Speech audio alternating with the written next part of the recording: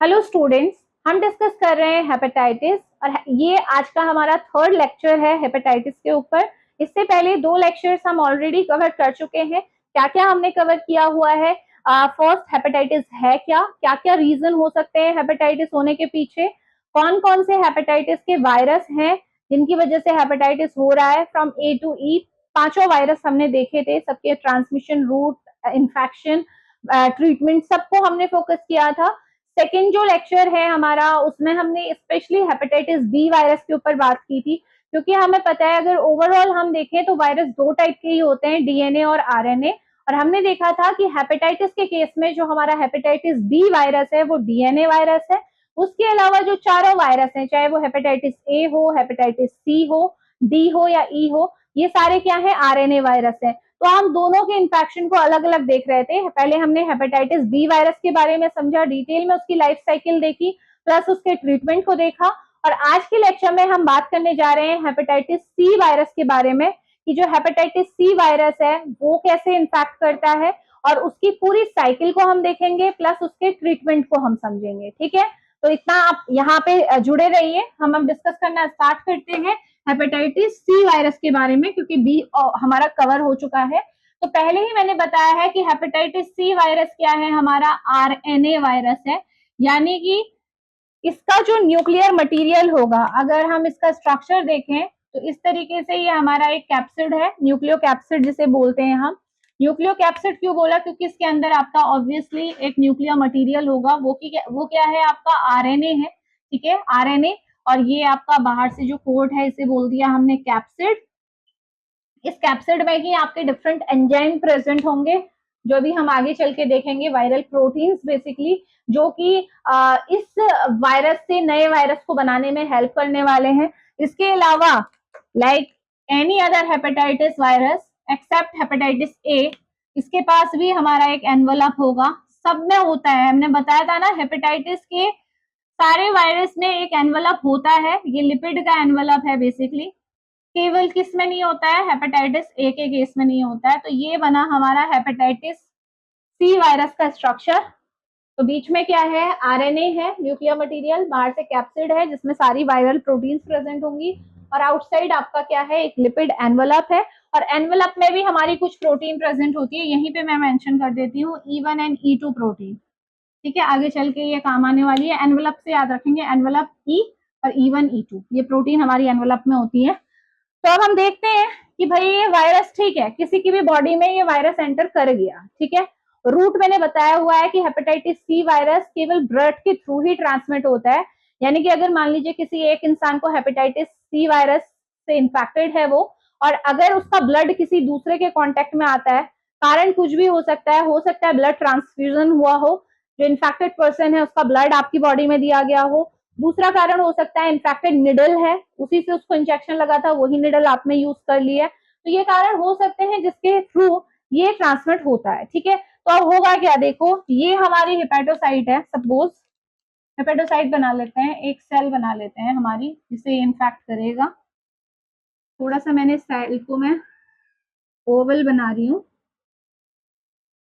ठीक है, तो ये सेल है, कौन सी सेल है, हेपेटोसाइट, क्योंकि टारगेट इसका हेपेटोसाइट यानी कि लीवर की सेल ही है, लीवर को ही अफेक्ट करता है हेपेटाइटिस वायरस, है ना। तो देखो ये जो हमारी हेपेटोसाइट्स होती हैं उनमें स्पेशल टाइप के रिसेप्टर्स प्रेजेंट होते हैं। ठीक है, ये रिसेप्टर्स कौन से हैं, CD8 1, CD8 1, ये हमारे क्या है, रिसेप्टर है, सॉरी, जो हमारे प्राइमरी रिसेप्टर हैं, जो कि हमारे हेपेटोसाइट्स की मेम्ब्रेन में प्रेजेंट होते हैं। ये रिसेप्टर होते हैं फॉर हेपेटाइटिस सी वायरस, यानी कि जो ये वायरस है इससे बाइंड करेगा और तभी जाके इसकी एंट्री हो पाएगी सेल के अंदर। हालांकि इसके अलावा भी बहुत सारे आपके क्या होते हैं, इसके सपोर्टर्स होते हैं, केवल यही एक रिसेप्टर नहीं है जिसकी वजह से एंट्री होगी। ये तो एक प्राइमरी रिसेप्टर है जिससे आपका वायरस बाइंड होगा। इसके अलावा आपके स्कैवेंजर रिसेप्टर्स भी होते हैं, उसके अलावा आपका ऑक्लूडिन, क्लॉडिन, ये प्रोटीन्स होती हैं, ये भी आपकी मिलके इस वायरस को अंदर पहुंचाएंगे। ये केवल एक स्पेसिफिकेशन है, हालांकि आप यहाँ पे केवल रिसेप्टर भी लिख सकते थे, वो केवल एक आपकी जनरल नॉलेज के लिए है कि ये रिसेप्टर है यहाँ पे। तो क्या होगा, ये वायरस आएगा, इस रिसेप्टर से बाइंड होगा। ठीक है, रिसेप्टर बाइंडिंग होगी सबसे पहले, तो बाइंडिंग हुई, बाइंडिंग होने के बाद सीधे सीधे क्या हो जाएगी, वही होगा जो हर में होता है, क्या होगा, एंडोसाइटोसिस होगी। ये जो हमारी सेल मेम्ब्रेन है इस तरीके से वेसिकल एक पाउच बना लेगी एंडोसोम का, और ये जो आपका वायरस है ये इसके अंदर आ जाएगा, पूरा ऐसे इंगल्फ कर लेगा ये सेल के अंदर। तो ये देखो, ये पूरा हमारा वायरस है और ये वायरस आ गया हमारा सेल के अंदर, ठीक है। अभी आया नहीं है, केवल एंडोसोम ने एक, आपका सेल मेम्ब्रेन ने एक वेसिकल बनाई है। अब ये सेल मेम्ब्रेन, अब ये वेसिकल डिटैच हो जाएगी लाइक दिस, ये वो वेसिकल बन गई, ये हमारी सेल मेम्ब्रेन से वेसिकल बनी है, ध्यान रखेंगे, ठीक है। और अंदर देखो जो हमारा वायरस है वो एज इट इज इंटैक्ट है, कुछ नहीं हुआ इसे, ठीक है। देखो ऐसा ही है ना। अब ये जो सबसे बाहर आपको दिख रहा है, ये जो आपको टेम्पररी वेसिकल दिख रही है, ये क्या है, हमारी एंडोसोम है, याद रखिएगा ये एंडोसोम है। एंडोसोम कहाँ से आए, हमारी ही मेम्ब्रेन से आए हैं, ठीक है। तो ये हुई प्रोसेस किसकी, यहाँ पे आप लिख सकते हो, ये जो हुआ है इसे बोलते हैं हम एंडोसाइटोसिस। पढ़ा है ना एंडोसाइटोसिस, जब हमारी ही सेल मेम्ब्रेन बाहर से किसी चीज को इंगल्फ कर लेती है, सेल के अंदर पाउच बनाती है मेम्ब्रेन में और इंगल्फमेंट हो जाता है, तो वायरस पूरी तरह से इस सेल ने खा लिया, अंदर ले लिया। तो ये एंडोसोम के अंदर है अभी वायरस। अब ये जो एंडोसोम होता है ना, ये अभी क्या है, इमेच्योर है, ध्यान में रखेंगे, ये एंडोसोम क्या है, इमेच्योर है। और जब तक ये इमेच्योर है, ये अपने अंदर से इसे बाहर नहीं देगा, वायरस जो है आपका वो बाहर नहीं आने वाला है। तो अब क्या होगा, एंडोसोमल मैच्योरेशन होगा, टाइम के साथ ये एंडोसोम मैच्योर होता है, और मैच्योर होते ही क्या होता है, ये जो आपको मेम्ब्रेन्स दिखाई दे रही है ना, चाहे वो कैप्सिड हो, चाहे लिपिड एनवेलप हो, चाहे एंडोसोम हो, ये सारे आपस में फ्यूज कर जाते हैं। और जिस टाइम पे ये फ्यूज करते हैं उस टाइम पे क्या होता है, आपका गैप आ जाता है, इनके बीच में पोर्स क्रिएट हो जाते हैं, और आसानी से हमारा जो जेनेटिक मटेरियल है, हमारा नहीं, ये वायरस का जो जेनेटिक मटेरियल है, ये है आरएनए, ये बाहर आ गया, वायरल आरएनए। और ये वायरल आरएनए कब आया, जब एंडोसोम मैच्योर हुए। तो जब ये मैच्योर होते हैं, मैं आपको स्टेज बता देती हूँ क्या होता है ड्यूरिंग मैच्योरेशन, अभी तो इमेच्योर है। मैच्योर होते हैं तो क्या होता है, इनके अंदर इस तरीके से एंडोसोम में H पॉजिटिव आयन अंदर जाने लगते हैं, ठीक है। H पॉजिटिव आयन यानी कि ये जो है क्या करेंगे, एसिडिटी कॉज करेंगे, ऑब्वियसली प्रोटॉन है, प्रोटॉन की एंट्री होने लगेगी। इमेच्योर एंडोसोम में ये एंट्री नहीं होती है, जैसे ही एंडोसोम मैच्योर होगा H पॉजिटिव आयन अंदर एंट्री लेंगे, और इनकी एंट्री की वजह से सेल के जो ये है आपका वायरस के अंदर का एनवायरमेंट, एंडोसोम के अंदर का एनवायरमेंट बहुत ज्यादा एसिडिक हो जाएगा, और एसिडिक एनवायरमेंट होने की वजह से ये सारी लेयर्स आपस में फ्यूज कर जाएंगी, और ये जो आरएनए है रिलीज होके कहाँ जाएगा, बाहर आ जाएगा इन दी साइटोप्लाज्म। समझ में आ गया कैसे आपका जेनेटिक मटेरियल, वायरल जो जेनेटिक मटेरियल है वो रिलीज हुआ है, ठीक है, कर सकते हैं, ठीक है। अब ये आरएनए है, तो आरएनए जब आ गया है हमारा, ये क्या करेगा, आरएनए, हमारा आरएनए क्या करता है, हमारा जो आरएनए है वो राइबोसोम के पास जाता है और प्रोटीन बनाता है। तो इस आरएनए को भी कहीं और जाने की जरूरत नहीं है, क्योंकि इसे पता है कि जो हमारा राइबोसोम है वो साइटोप्लाज्म में ही है, ये हमारा राइबोसोम है, ये साइटोप्लाज्म में ही है, तो कहीं नहीं जाएगा ये आरएनए, केवल अपना गया इस तरीके से 30th सब यूनिट के ऊपर जाके बैठ गया। ये जो आरएनए था ये इस तरीके से हमारे राइबोसोम के, यानी कि होस्ट का जो राइबोसोम है, जिस इंसान को ये इन्फेक्शन हो रहा है उसके राइबोसोम पे बैठ गया। अब ये क्या करेगा भाई, हमारा एमआरएनए करता है, हमारा जो राइबोसोम है वो क्या करता है, प्रोटीन बनाता है। जब हमारे न्यूक्लियस से उसके पास एमआरएनए आएगा तो वो हमारी जो प्रोटीन है वो बनाएगा। अब यहाँ पे कौन सा आरएनए आके बैठ गया है, वायरल आरएनए, तो ये बनाएगा क्या, ये बनाएगा ऑब्वियसली, ये बना देगा वायरल प्रोटीन, वायरल प्रोटीन। और ध्यान में रखना वायरल प्रोटीन कैसी होती है, सिंगल पॉलीपेप्टाइड चेन आपकी तैयार हो जाती है लाइक दिस। अगर ये देखो, ये एक हमारी, ये देखो,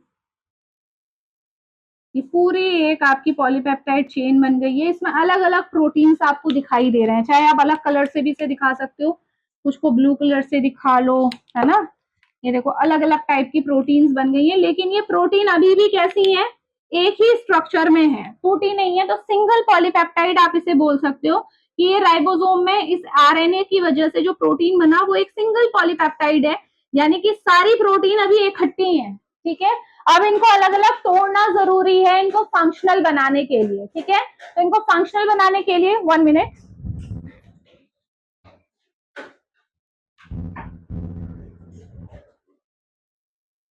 ठीक है। तो इन्हें फंक्शनल बनाने के लिए मैंने क्या बोला कि इनका ब्रेक होना जरूरी है, तभी ये फंक्शनल बनेंगी। तो अभी देखो क्या होता है, ये जो आपकी वायरल प्रोटीन है, अब इसका क्या होगा, ब्रेक डाउन होगा, और इसके ब्रेक डाउन के लिए डिफरेंट ऑब्वियसली एंजाइम्स की जरूरत पड़ती है, वो भी हम देखते हैं। तो ये पहले प्रोटीन को समझ लेते हैं कि जो ये वायरल प्रोटीन आपको दिखाई दे रही है, यहीं पे इसे ले लेती हूँ मैं, है ना। तो ये जो वायरल प्रोटीन है, इसमें दो टाइप की प्रोटीन आपको मिलेंगी। एक तो होंगी हमारी स्ट्रक्चरल प्रोटीन, और एक होगी नॉन स्ट्रक्चरल प्रोटीन। दोनों से आप क्या समझ रहे हो, स्ट्रक्चरल प्रोटीन और नॉन स्ट्रक्चरल प्रोटीन। यानी कि आपको पता है कि ये जो प्रोटीन बनी है, ठीक है, अभी इकट्ठी है, हालांकि इसमें बहुत सारे कंपोनेंट हैं, तो ये जो प्रोटीन बनी है इसमें से कुछ तो ऐसी होंगी जो वायरस के स्ट्रक्चर को बनाएंगी। यानी कि ये स्ट्रक्चर में हमें पता है क्या क्या है, हमारे पास कैप्सिड है, आरएनए है, अंदर चाहिए हमें, एनवेलप हमें चाहिए, एनवेलप की हमारी प्रोटीन E1 E2 हमें चाहिए। तो ये सारी क्या होंगी, हमारी स्ट्रक्चरल प्रोटीन होंगी। तो स्ट्रक्चरल प्रोटीन में मैं क्या लिख सकती हूँ, क्या क्या मेरे पास होगा स्ट्रक्चरल प्रोटीन में। एक तो आ गया हमारा कैप्सिड, यानी कि कैप्सोमेयर, जिससे हमारा कैप्सिड बनेगा। एक तो ये प्रोटीन होगी हमारी जो कि स्ट्रक्चर बनाती है। एक मुझे चाहिए वायरल आरएनए, तो ये भी हमें चाहिए भाई, वायरल आरएनए की हमें जरूरत है। ये स्ट्रक्चरल कंपोनेंट है, प्रोटीन मत बोलिएगा, ऐसे कंपोनेंट है ये, ठीक है। इसके अलावा मुझे क्या चाहिए, एनवेलप की प्रोटीन E1 एंड E2 भी चाहिए। तो ये तो मेरी स्ट्रक्चरल प्रोटीन हो गई, यानी कि ये प्रोटीन क्या करेंगी, स्ट्रक्चर बनाने में मेरी हेल्प करने वाली है, वायरस को बनाने में हेल्प होने वाली है। नॉन स्ट्रक्चरल प्रोटीन कौन सी होती है भाई, नॉन स्ट्रक्चरल प्रोटीन वो प्रोटीन होती है जो स्ट्रक्चर का पार्ट तो नहीं होती है, वो कहीं भी आपको स्ट्रक्चर में दिखाई नहीं देंगे। अगर वायरस के स्ट्रक्चर को आप देखोगे तो वहां नहीं दिखाई देती है प्रोटीन, लेकिन इनका रोल बहुत इंपॉर्टेंट होता है वायरल रेप्लिकेशन में, एक से नए वायरस बनाने में। आपको पता है अभी यहाँ तो केवल एक सिंगल आरएनए आया है ना, अब हमें बहुत सारे आरएनए चाहिए। जब हमें नया वायरस बनाना होगा, पूरी प्रोसेस के थ्रू जब नए वायरस तैयार होंगे तो हमें अंदर आरएनए भी तो चाहिए। तो उसे बनाने के लिए या फिर पूरे प्रोसेस को आगे बढ़ाने के लिए हमें और भी प्रोटीन की जरूरत होती है। ऐसी प्रोटीन जो स्ट्रक्चर में कहीं नहीं होती है लेकिन स्ट्रक्चर बनाने के लिए जरूरी होती है, वो होती है हमारी नॉन स्ट्रक्चरल प्रोटीन। कौन कौन सी प्रोटीन है, इतना डिटेल में आप पढ़ना चाहो पढ़ सकते हो, स्किप कर सकते हो इसको, लेकिन मैं आपको बता रही हूँ, तो आपको जैसे लगे आप अपने हिसाब से इसे कर लेंगे, ठीक है। सबसे पहली है NH3, नेक्स्ट है हमारी NH4A, NH4B, NH5A, NH5B। तो ये हमारी नॉन स्ट्रक्चरल प्रोटीन है। इनके बारे में अभी मैं आपको बता देती हूँ भाई कौन सी प्रोटीन क्या करती है, क्योंकि जो ड्रग्स यूज होती है ना, जो मेडिसिन यूज होती है हेपेटाइटिस C वायरस को ठीक करने के लिए, वो इन्हीं प्रोटीन्स पे काम करती है। तो इन प्रोटीन्स के बारे में पता होना तो जरूरी है, मेडिसिन कैसे पढ़ेंगे, है ना। तो क्यों, अब कहाँ पे आता है देखो, अभी जब मैं ना इसे समझाऊंगी आगे की तरफ तो फिर मैं आपको इनके रोल साथ साथ बताती चलूंगी, अभी बता के कोई फायदा नहीं है, ऐसे प्रोसेस आगे बढ़े। तो ये आपकी क्या बनी, वायरल प्रोटीन बनी, और इसमें हमने देख लिया कि वायरल प्रोटीन में आपकी स्ट्रक्चरल प्रोटीन भी है, नॉन स्ट्रक्चरल प्रोटीन भी है। लेकिन अभी ये दोनों ही प्रोटीन, चाहे वो स्ट्रक्चरल हो चाहे नॉन स्ट्रक्चरल प्रोटीन है, वो क्या है आपकी कंबाइंड एक पॉलीपेप्टाइड चेन के फॉर्म में है, अभी ये अलग अलग नहीं हुई है। तो अब क्या होता है नेक्स्ट स्टेप में, ये हमारा एक और स्ट्रक्चर है जो हमारी सेल्स के अंदर प्रेजेंट होता है। कौन है भाई, ये है हमारा एंडोप्लाज्मिक रेटिकुलम। तो क्या होता है, ये जो वायरल प्रोटीन है, अनडिसोसिएटेड जो वायरल प्रोटीन है, ये आपकी कहाँ चली जाती है, ER में चली जाती है, और ER के भी कौन सी साइड में, जो साइटोप्लाज्म की तरफ है। यानी कि ये सारी मेम्ब्रेन, जो आउटर मेम्ब्रेन आपको दिख रही है, ये साइटोप्लाज्म के कांटेक्ट में है ना, ये देखो यहाँ पे कहीं पे भी होगा तो वो साइटोप्लाज्म के कांटेक्ट में है। तो ये जो वायरल प्रोटीन है एज इट इज आपकी कहाँ चली जाएगी, ER में चली जाएगी। और ER में क्या होगा, हमारे क्या होते हैं, ER के अंदर क्या होगा मैं आपको बता दूं कि हमारे क्या होते हैं, कुछ तो हमारे ही प्रोटीएज होते हैं, एंजाइम। प्रोटीएज मतलब प्रोटीन को तोड़ने वाले हमारे जो होस्ट के हैं, और कुछ होंगे हमारे वायरल प्रोटीएज भी होते हैं, अभी वो मैं आपको बताऊंगी। तो ये दोनों ही होते हैं, जो कहीं क्या करते हैं, इन दोनों का काम क्या है, प्रोटीएज। प्रोटीएज मतलब इसको तोड़ना। तो ये जो वायरल प्रोटीन आ रही है अब ये इसे तोड़ देंगे, ठीक है। तो क्या होगा, ईआर के अंदर क्या होने वाला है आपका, आप कह सकते हैं ब्रेक डाउन ऑफ पॉलीपेप्टाइड। जो ये पॉलीपेप्टाइड आपको दिख रहा है इसका ब्रेक डाउन होगा ईआर के अंदर, और ये स्ट्रक्चरल प्रोटीन और नॉन स्ट्रक्चरल प्रोटीन आपकी फॉर्म हो जाएंगी, ये सब टूटेंगी, ये सारी बनेंगी, स्ट्रक्चरल प्रोटीन अलग बन जाएंगी, नॉन स्ट्रक्चरल प्रोटीन भी बन जाएंगी। अब मैं जब वायरल प्रोटीएज की बात करती हूँ, होस्ट प्रोटीएज तो आपको पता है कि हमारे सेल के अंदर प्रोटीएज होता ही है, तो वो प्रोटीएज भी इसके ब्रेकडाउन में हेल्प कर रहा है। साथ ही साथ वायरल प्रोटीएज कौन सा है, ये जो नॉन स्ट्रक्चरल प्रोटीन में आपको NS3 मैंने बताया था ना, NS3 ये क्या है, आपका प्रोटीएज है, ठीक है। ये आपका वायरल प्रोटीएज है, इसलिए मैं बोल रही थी कि ये जो नॉन स्ट्रक्चरल प्रोटीन है ये खुद में आपके वायरस के स्ट्रक्चर में आपको कहीं नहीं दिखाई देंगे, लेकिन वायरस की जो साइकिल है उसमें हेल्प करेंगे। तो NS3 क्या है, यहाँ पे मेंशन कर लो, NS3 जो है ये आपका वायरल प्रोटीएज एंजाइम है, यानी कि ये प्रोटीन को तोड़ने का काम करेगा वही, ठीक है। और ये जो इसके बाद का NS4A आपको दिख रहा है, NS4A, ये इसमें क्या करेगा, हेल्प करेगा, बेसिकली हेल्प करने का काम है। यानी कि जो वायरल प्रोटीएज जो काम कर रहा है, यानी कि प्रोटीन्स का जो ब्रेक डाउन कर रहा है, उस NS3 की ये हेल्प करता है, तो हेल्पर की तरह काम करता है। समझ में आ रहा है। इसके अलावा और कौन कौन से बने नॉन स्ट्रक्चर में, NS4B बना है, ठीक है। NS4B बेसिकली क्या करता है अभी मैं आपको बताऊंगी। देखो अब ये तो समझ में आ गया ना कि कैसे आपका क्या हुआ, ब्रेक डाउन हो गया प्रोटीन का, ये सारी प्रोटीन्स आपकी बन गई। चलिए यहीं पे से भी जोड़ लीजिए, NS4B क्या करता है, यहाँ पे आ जाइए, NS4B ये क्या करता है, एक वेब तैयार करता है। एंडोप्लाज्मिक रेटिकुलम हमारा ये होस्ट का है, लेकिन ये जो आपका NS4B है ना, ये एंडोप्लाज्मिक रेटिकुलम में एक स्ट्रक्चर तैयार कर देता है लाइक दिस। ये हमारा वो स्ट्रक्चर है, इसको हम बोलते हैं वेब, मेम्ब्रेनस वेब। ये वेब जो किसने बनाया है, ये वायरस ने बनाया है। वायरस की ये जो प्रोटीन है ना NS4B, उसने ये वेब तैयार किया है। अभी समझो इसका क्या रोल है। इस वेब के अंदर ही आपका क्या होता है, हमारा ये जो आपका RNA है ना, ये वायरल RNA, क्योंकि यहाँ पे वायरल RNA की प्रोटीन भी होगी। ये जो वायरल RNA की जो कॉपीज बनेंगी ना, क्योंकि एक से काम तो नहीं चलेगा, एक वायरस अंदर आया है तो मल्टीपल बहुत सारे हमें वायरस तैयार करने हैं, तो हमें बहुत सारा RNA जेनेटिक मटेरियल चाहिए। तो वो कहाँ पे होता है उसे समझो, ER रेटिकुलम के मेम्ब्रेन में एक वेब तैयार करता है। कौन करता है, ये वायरस का ही ये प्रोटीन है NS4B जो ये वेब तैयार कर रहा है। तो इसका काम क्या होगा, आपका वेब फॉर्मेशन का, वेब फॉर्मेशन जाल सा बना देगा, मेम्ब्रेनस वेब फॉर्मेशन बनाएगा।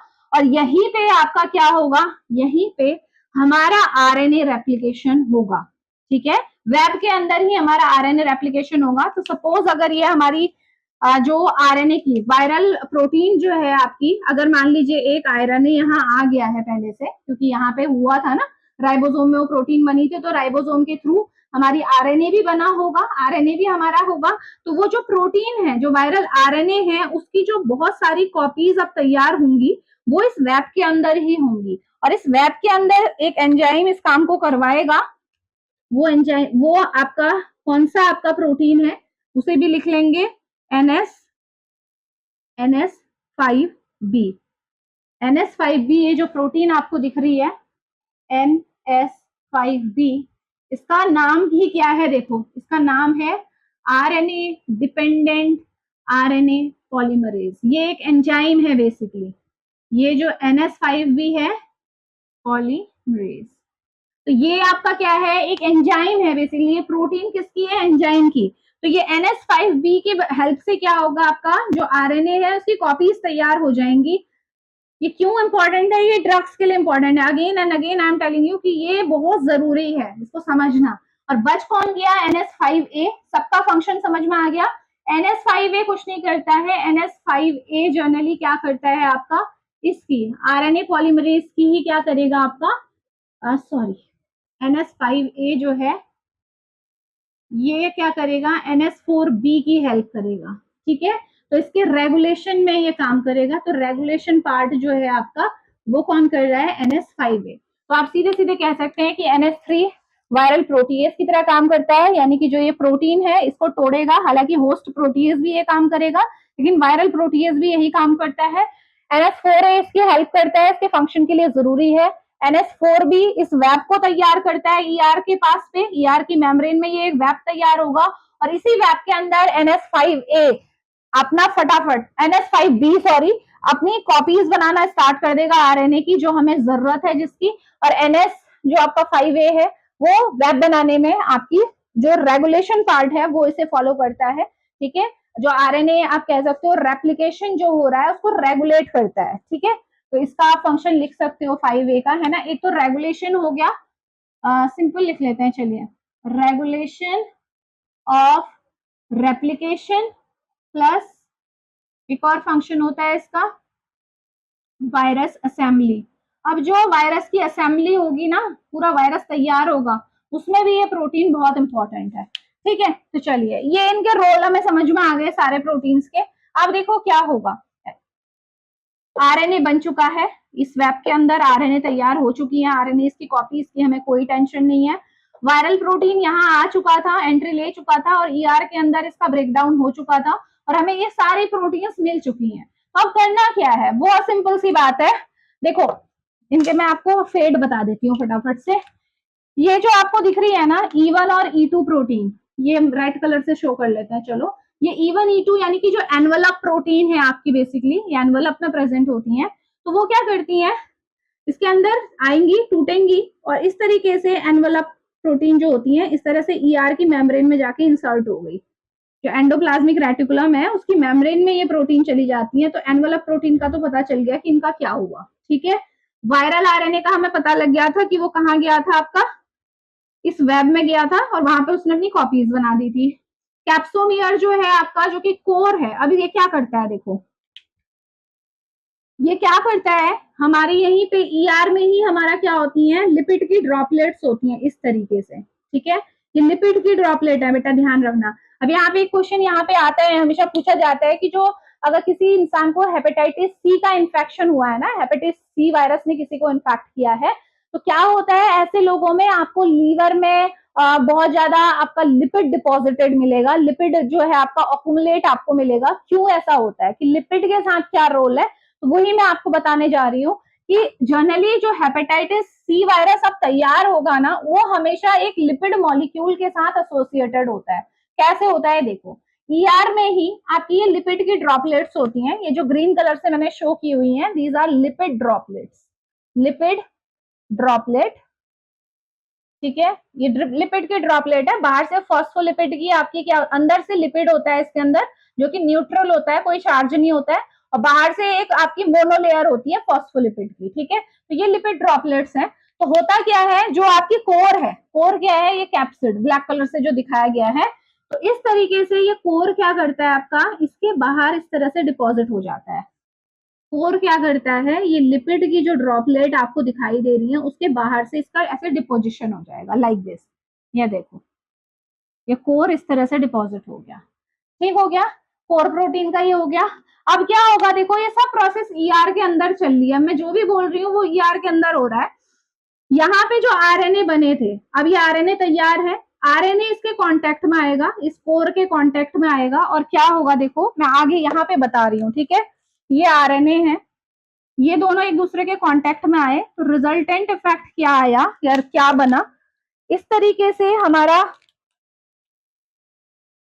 ये लिपिड की ड्रॉपलेट रहेगी, और इस तरीके से जो ये कोर है वो इस तरीके से कैप्सिड का स्ट्रक्चर ले लेगा, कैप्सिड बना देगा, और अपने अंदर इस आरएनए को ले लेगा। तो इसने क्या किया, ये जो आपका कोड था ना, ये जो कोर था यानी कि जो कैप्सिड था, कैप्सिड ने क्या किया, इस तरीके से आरएनए को अपने अंदर ले लिया। देखो तो ये क्या बन गया आपका, न्यूक्लियो कैप्सिड बन गया। लेकिन ये न्यूक्लियो कैप्सिड आपको दिखाई दे रहा है, ये अभी भी लिपिड ड्रॉपलेट्स के साथ है, इसने लिपिड ड्रॉपलेट को छोड़ा नहीं है, ठीक है। यानी कि लिपिड इसके साथ जुड़ा हुआ है, जहां जहां वायरस जाएगा वहां वहां लिपिड आपको देखने को मिलेगा, ठीक है।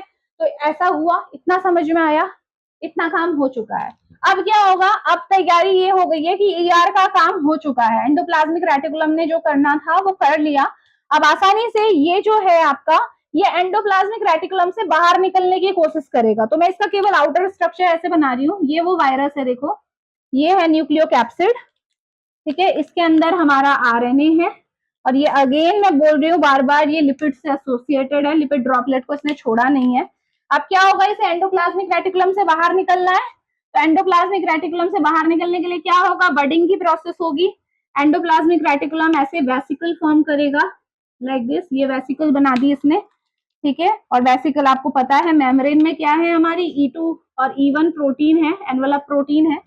तो अब ये जाएगा फटाफट से, ये जो वायरस है नया तैयार वायरस इस तरीके से जाएगा, बाहर निकलने की कोशिश कर रहा है बडिंग के थ्रू, लिपिड ड्रॉपलेट से एसोसिएटेड है अगेन, और ये इस तरीके से ER से बाहर निकल जाएगा। लेकिन जब ये बाहर निकलेगा तो क्या होगा, ये ER की मेम्ब्रेन भी अपने साथ ले जाएगा।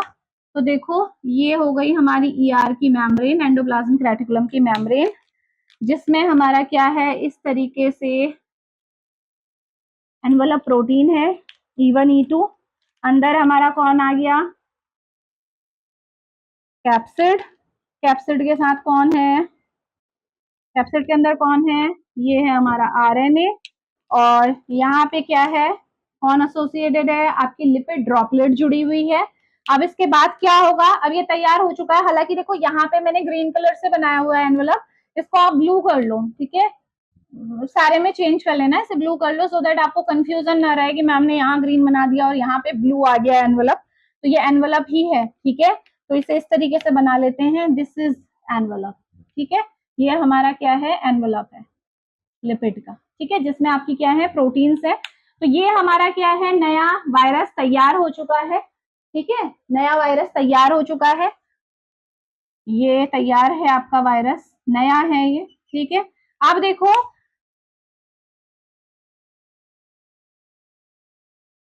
तो ये हमारा क्या है, नया वायरस तैयार हो चुका है, जो कि अब आसानी से क्या करेगा, एक्सोसाइटोसिस के थ्रू इस मेम्ब्रेन को से क्रॉस करता हुआ बाहर निकल जाएगा और दूसरी सेल्स को इन्फेक्ट करेगा। अब इसमें एक और चीज का ध्यान रखना जरूरी है कि जो नॉन स्ट्रक्चरल प्रोटीन है, इनमें से जो आपकी 4B और 5A है, ठीक है, ये दोनों आपकी वायरस के स्ट्रक्चर में प्रेजेंट होती है। तो जब असेंबली होगी ना, तो ये दोनों प्रोटीन आपके स्ट्रक्चर में आ जाएंगी, हालांकि इन्हें नॉन स्ट्रक्चरल प्रोटीन कह रहे हैं, लेकिन असेंबली में ये आपकी यहाँ पे आ जाती है, इंसर्ट हो जाती है, ध्यान में रखना, ये एक्सेप्शन है बेसिकली, इसमें इतना जाने की जरूरत नहीं है। तो ये हमारा जो नया वायरस है, इस तरीके से क्या करेगा आपका, पहले हाँ, ये जो वायरस है अभी जो ER से निकला हुआ है, ये इमेच्योर वायरस होता है। फर्स्ट ये गोल्जी एपरेटस में जाएगा, गोल्जी एपरेटस में आपको पता है जो भी प्रोटीन जाती है वो पैक हो जाती है इन द वेसिकल, पहला तो काम यही है। दूसरा काम ये होता है कि गोल्जी में कुछ मैच्योरेशन की प्रोसेस होती है, लाइक ग्लाइकोसाइलेशन होगा, प्रोटीन फोल्डिंग होगी, कुछ ना कुछ चेंजेस होंगे, जिसकी वजह से जो प्रोटीन बाहर आई है, जो एंडोप्लाज्मिक रेटिकुलम से जो वायरल प्रोटीन निकल के आई है, वायरस आया है जो कि इमेच्योर है, वो मैच्योर में कन्वर्ट हो जाएगा। और मैच्योर कैसा होता है, इन्फेक्शियस, यानी कि ये बिल्कुल तैयार है टू इन्फेक्ट अदर सेल्स, ठीक हो गया। तो इसका मतलब यहाँ पे एक स्टेप ये रहेगा कि ER से निकल के ये पहले कहाँ जाएगा, गोल्जी बॉडी में जाएगा, और वहां पे मैच्योरेशन होगा, और फिर आपका क्या होगा, आपको पता है कि अगर ये गोल्जी में गया, सपोज ये वायरस अगर गोल्जी एपरेटस में गया, तो गोल्जी में होगा क्या, बाहर से मैच्योरेशन तो होगा ही होगा, लेकिन बाहर से गोल्जी एक वेसिकल दे देगी, ठीक है, गोल्जी का काम ही ये होता है कि बाहर से वेसिकल में पैक कर देगी इसे, रेड कलर की वेसिकल दिखाई दे रही है, अंदर ये पूरा वायरस है, पैक हो चुका है ये, ठीक है। और हमेशा ये पॉइंट तो ध्यान रखना, ये लिपिड ड्रॉपलेट्स तो रहेंगी ही रहेंगी, ठीक है, इन्हें कोई हटा नहीं रहा है यहाँ से। और ये हेपेटाइटिस C का एक खासियत है, लिपिड का एसोसिएटेड होना, और ये आसानी से, अब ये जो वेसिकल है, ये इसे वेसिकल का काम क्या होता है, ट्रांसपोर्टेशन का, अब आसानी से ये वेसिकल इसे मेम्ब्रेन के पास ले जाएगी, और ये वेसिकल फ्यूज हो जाएंगे with our plasma membrane. Fusion होने के बाद क्या होगा, फ्यूजन होने के बाद हमारी जो प्लाज्मा मेम्ब्रेन है उसमें क्या होगा, इस तरीके से बडिंग हो जाएगी, वेसिकल फॉर्म हो जाएगी, और प्रोसेस होगी एक्सोसाइटोसिस की, और जो ये आपका वायरस है वो आसानी से आपका कहाँ आ जाएगा, बाहर निकल के आ जाएगा, ठीक है, बाहर आ गया। अब ये वायरस आप बना सकते हो, ये हमारी एनवेलप है, हालांकि यही है जो दिख रहा है आपको, ठीक है। इसके अंदर ये हमारा क्या है, कैप्सिड है, और कैप्सिड के अंदर ये हमारा क्या रह गया, आरएनए। तो ये हमारा नया वायरस तैयार है, न्यू वायरस। ऑब्वियसली अगेन ये अटैच्ड होगा विद लिपिड ड्रॉपलेट, ठीक है। तो इसीलिए अब ये वायरस का देखो, ये पूरी प्रोसेस हुई, वायरस के लोड बढ़ता गया, वायरस बढ़ते जा रहे हैं। तो जब वायरस बढ़ेंगे तो आपको सीधे सीधे दिखाई देगा कि ये लिपिड का भी ऑक्यूमुलेशन होता जा रहा है। जितना ज्यादा ये वायरस, जितनी हेपेटिक सेल को आपका इन्फेक्ट करेंगे, जितने हेपेटोसाइट्स अफेक्ट होंगे, उतना ज्यादा ये लिपिड का ऑक्यूमुलेशन हमारा हेपेटोसाइट्स में होता चला जाएगा। और इसकी वजह से ही आपको हेपेटाइटिस सी का एक बहुत इंपॉर्टेंट साइन समझ में आता है, जिससे आप आइडिया लगा सकते हो कि हेपेटाइटिस सी इन्फेक्शन है, वो है लिपिड ऑक्यूमुलेशन। समझ में आ गया ना, क्योंकि ये लिपिड ड्रॉपलेट्स वायरस के साथ एसोसिएटेड है। कहाँ से आई वो पूरा प्रोसेस मैं आपको बता चुकी हूँ ना।